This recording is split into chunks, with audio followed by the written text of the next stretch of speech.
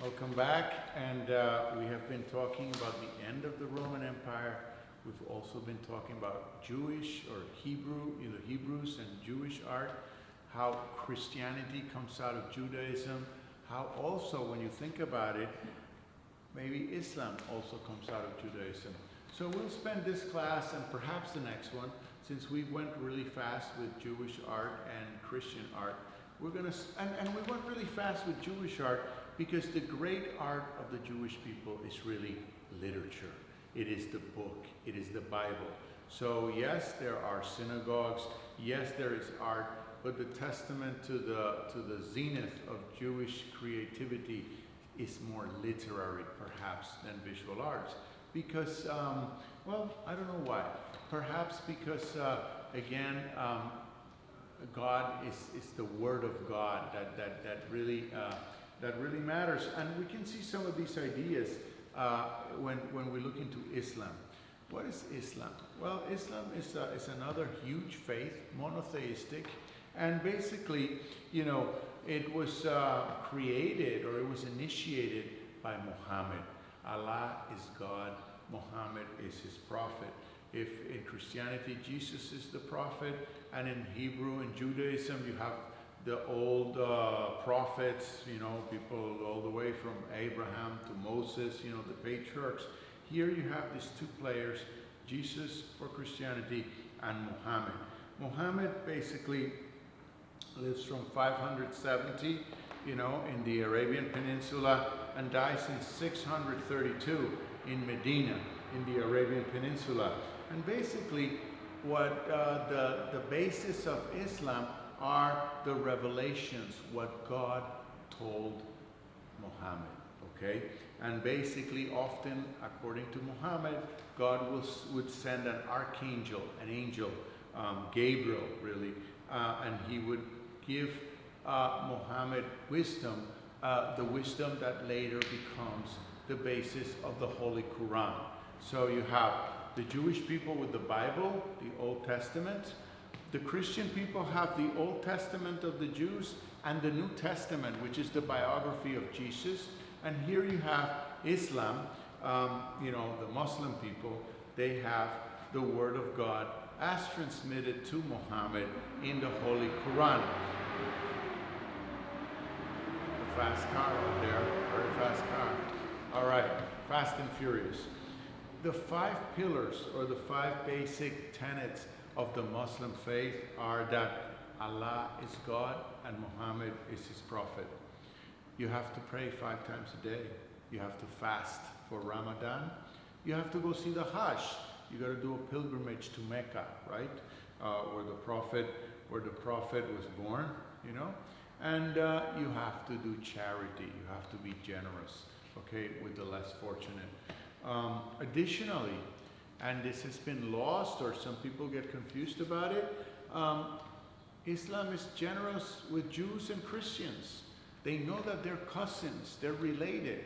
So Islam is supposed to also tolerate and be friendly with Jews and with Christians, okay? Now, here we go at perhaps at the reason what there isn't so much Jewish art, even though it's a different religion. And in Islam, there is a prohibition. There cannot be images of people. Images of people are not permitted. Why? Because only God can create the human form.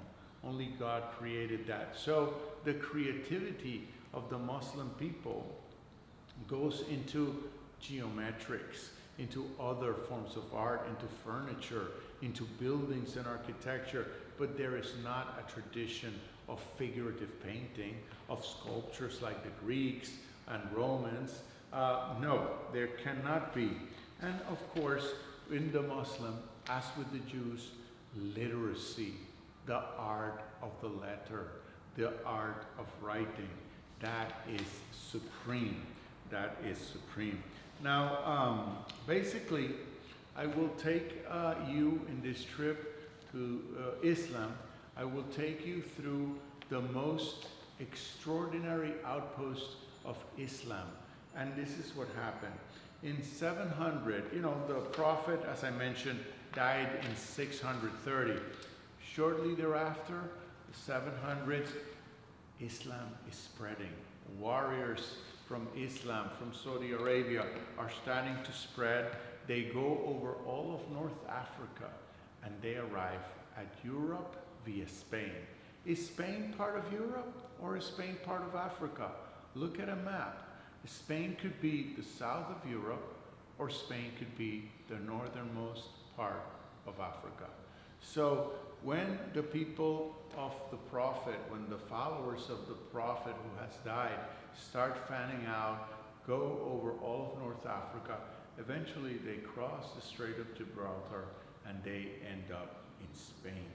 Now, in this time, the leader of the Muslim world is the Caliph. The Caliph. So every place where there's every big place where there's a leader becomes a caliphate. The original caliphate, the original descendants of the Prophet were in Syria, okay, in Damascus.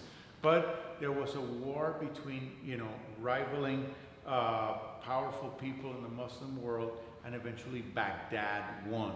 So the caliphate, the sort of seat of the Arab world, of the Arab Muslim world, is in Baghdad at this time. And basically, Islamic art, because it's in the area that had been part of the Roman Empire, Islamic art is syncretic. Islamic art also accepts many things from many places and basically incorporates them into the art. New synthesis. It's a new synthesis made out of old cultures. And there are three principles in Islamic art. Number one, the reverence for the written word. Allah, the word for God, is repeated in calligraphy, in beautiful shapes, all throughout, art, okay? And there is a special writing of Arabic called Kufic writing that's very, very treasured. Additionally, no humans on Muslim art. But there's a lot of plants, a lot of vegetables, a lot of pattern, and also something that's very intense. In the West, Greece, Rome, the most important thing is painting, sculpture, this kind of thing. In the Arab world, in Muslim art, a little button can be so intensely, the art in a little button can be so beautiful. The art in some tapestry, like there are no, everything is the same. As long as you infuse it with the Word of God and with talent, all things are equal. There are no hierarchies. And of course, the Muslim, they take Greek, Roman sources, Byzantine sources, Christian sources, Iranian sources, all of it. And of course, the center building is the mosque. And on this trip, when all of a sudden Islam starts spreading, they settle in Spain from 711 to 1492. On the eve of Columbus's trip to the Americas, you have 700-800 years of Muslim domination in Spain. That domination shows in the south part of Spain some of the most incredible architecture in all of Europe. You have mosques like the Great Mosque of Cordoba. You have all sorts of amazing buildings, and they are so amazing thanks to the imagination of Islam. Now, of course, there are other incredible buildings like the Dome of the Rock in Jerusalem, and even others, but you can study about them in your book independently, because we shall finish this presentation of Islamic art right now. See you.